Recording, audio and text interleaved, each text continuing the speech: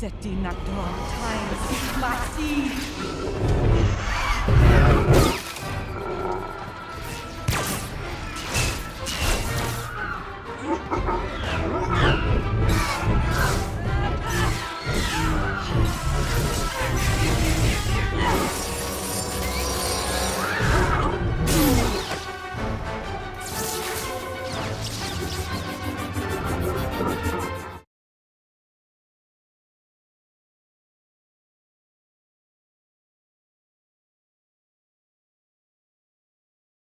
All right, our first question is going to George from Star Wars. Hi, Diana. Really nice to meet you and speak with you. Hi, guys. Welcome to my home, everyone. We love it. We love Grogu. Oh. So much of Morgan Elspeth in live action comes through her body language. You do such a great job playing that stoic body on frame. What was it like to play the character in animation and not have that acting tool to lean on? It was really nice that I don't have sore muscles doing animation for sure. But no, I was absolutely over the moon. I always say I have once in a while these amazing joy attacks, and that's what happened for me doing Tales of the Empire. I cannot get over the amazing approach and quality of the fight scenes in this, because even with the trailer, I have been having people at Comic Cons ask me if I did mocap, and my hat goes off to the Lucasfilm animation team that really concentrated on the fight scenes, and they did an incredible job. And I know it was under the leadership of, I believe, Stuart Lee, and he does a whole homage to my godfather, the late Bruce Lee, and my dad. They looked at martial arts I did on YouTube. They studied my fights on Mandalorian and Ahsoka, and it's just brilliant how they put it all together. It really is. I'm stunned. I'm amazed as a martial artist. All right, thank you. Next is James Burns. Hi, Diana. Thank you very much for taking the time to talk to us. Hello. So, how do you go about taking your live action character and bringing it to life in animation? Is there anything different you had to do with your voice or your mannerisms? It's still the same approach. I'm sure everybody's seen the beautiful footage of Pedro going into his character, right? When he's voicing Mando. Same thing. I make the commitment in the room and in the space in the recording room, and I do the same breathing. I will jump in place. I will literally grab a pin and make it all of a sudden my sword. Just anything that will give me that space and that place of being in the moment as Morgan Elspeth. So kudos to my theater teachers for teaching me that technique, because it really did help me in the recording room with Dave. And then of course Dave's there to give me notes and to explore different choices and ways and approach to saying the line. And I love the finished product here. I think people are going to enjoy Tales of the Empire. Thank you. Thank you. Thank you. Alex, you are next. Hi, this is Alex from Star Wars Explained. Hi. Tales of the Empire, gives us significant details of Morgan Elsbeth's backstory. I'm curious if you were told any of those details so that you could use it in your live action performance in Ahsoka. It was spoon-fed to me, Alex. It was spoon-fed to me, but the good thing is Dave was so specific and so strategic. I did my own homework as well. You know, I watched the Clone Wars and Rebels, but I also read Timothy Zahn's books. I felt that most likely that Morgan would have a certain common ground with the people that Thrawn chose to be in his inner circle as well. And then later on, E. Anne Combry, her short story called Bug was also very important to me. But I still, even up to that point, didn't know if Morgan was truly on Dathomir, seeing Grievous mow through her people. So when I finally got the script for Tales of the Empire, I was absolutely thrilled. I was so energized by just the opening sequence. And I think too, it gives people a different taste of Morgan's background, her world, and what drives her. And more important, the love she has for her people. Thank you. Next are Charlotte and Caitlin. Hi, I'm Caitlin from Sky Talkers. So great to talk to you today, Diana. Great to talk with you too. Thank you. My question is, were there any key words or themes that Dave or the rest of the creative team gave you when thinking about Morgan Elsbeth in this time period? In when you say time period, are we talking like Morgan as a child, Morgan as or teenage girl, I should say, or Morgan is with Thrawn? With her time with Thrawn and in that time period. You know, I think what I keyed on more is the importance of being not that they gave me anything other than I knew from the writing itself, that it was important somehow that Morgan was recognized for her brilliance and her intelligence. I mean, this is a woman that helped engineer the Navy, you know, and all that we see of the Empire. And I think it's just brilliant that Thrawn knew that this is the woman to share an alliance with. And I think that's what was really coming off the pages. The writing makes it so easy for me. And if there was anything, Dave was there to explain the choices that we could explore in real time. All right, thank you. Next question goes to Mark. Hello there, Mark from Fantatrax here. Mark. Hello. Morgan has a tragic past. Definitely has a tragic past. What did you learn about her character that you just didn't realize before from what you see in Tales of the Empire? What I learned very quickly, if you see that first opening sequence, is as much as there's chaos going on around her, it is truly that this woman not only has the capacity to feel vulnerable, but she also has the capacity to love. And the relationship with her mother, that to me just screamed at me.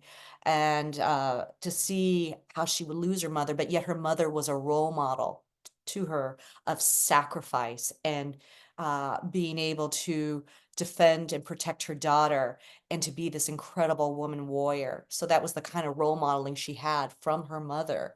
And I think that kind of role modeling, I realized, helped her survive the rest of her journey through the galaxy. And that's what I learned for myself. Thank you. All right, Keith and Kerwin are next. Hi, Miss Diana. Hi, love the shirt. Thank you. Sound merch. I love it. Morgan Elsbeth and Thrawn share a very nuanced relationship. How do their interactions shape each other's development, drawing out both strengths and weaknesses? Ooh, very philosophical question here.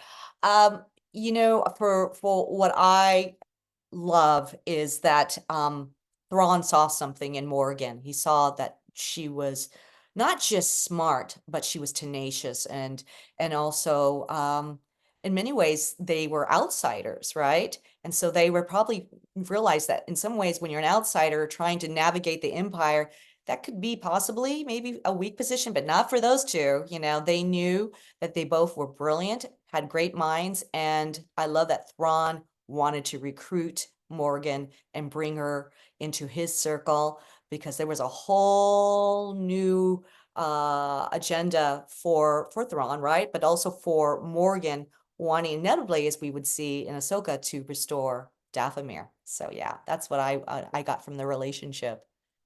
Thank you. Thank you. All right, thank you. Next question goes to Trisha. Hi, this is Trisha Barr from Fangirls Going Rogue podcast. Hey. You've been making the convention tour. What have you learned from fans about why Morgan resonates with them? Oh, great question. First of all, what I'm learning is, particularly from women, there's two things, is that they love seeing a strong woman, a woman warrior, a woman that can survive and weather hard times and be able to navigate and survive, even if the world may say things like you're not wanted, you're not needed, not validate you.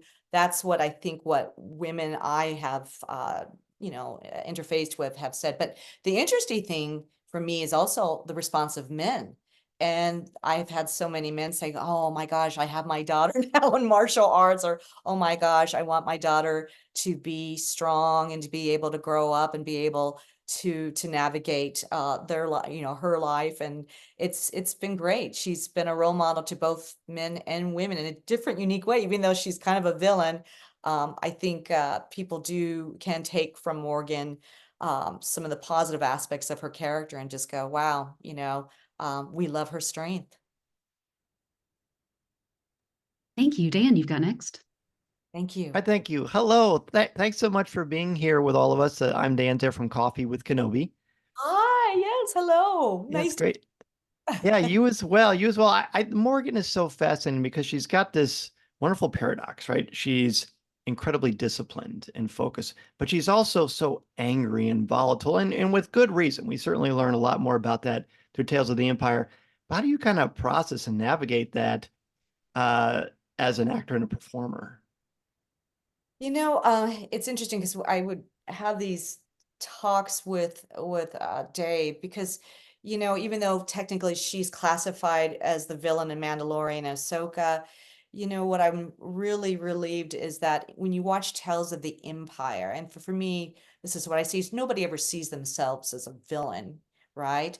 They just have certain needs and certain goals, and they're hoping to accomplish that. And I love that we see the vulnerability in Morgan. I love that we see that she also, in her way, a long time ago, had the ability to love and be loved by her mother and by her fellow Night Sisters. And, it's just unfortunate that by seeing such chaos and the annihilation of her people, that she developed this armor of anger. And so, in a way, for me, psychologically, she's a fascinating character because there are aspects I think we all can relate to if we've gone through something very horrible in our lives, that that there are times where you do what you have to be a survivor. I just think it's fascinating the choices that she has made compared to like an Ahsoka, and how that manifested down the road for her. So yeah, that's what I find interesting in this whole journey of playing Morgan Elspeth.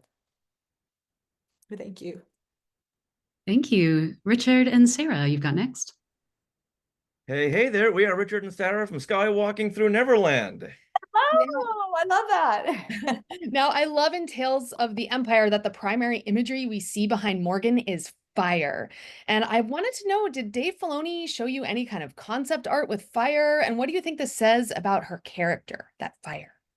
Ooh, yeah. I noticed that too. And no, I don't, trying to think. No, I don't think I did see any concept art. I saw some earlier concepts of how Morgan would look like, and I go, oh wow, they had they did a great job of really capturing, my character. But the fire I love on a symbolic level, to really symbolize her rage and her path of vengeance, and really the kind of pain she would went through. And that fire is something that's echoed throughout, from starting from Dathomir to all the way to, the moments, because it's concurrent with right before what happens on in Mandalorian. And I just thought brilliant, just brilliant to the whole animation team. Yeah. Thank you. Thank you. All right, thanks. George, back to you. We know that you can't speak too much about it. So we're not trying to get any spoilers here, but we were just wondering, do you think this is here, huh? do you think that this is the last time that we've seen your character, or In live action or in animation, or both? in both? Do I think? I don't know. But I hope to those Star Wars gods it's not. I hope that that we get to explore her some more. I mean, I still have questions, I have questions if, how did she get her Beskar spear? That wasn't explained.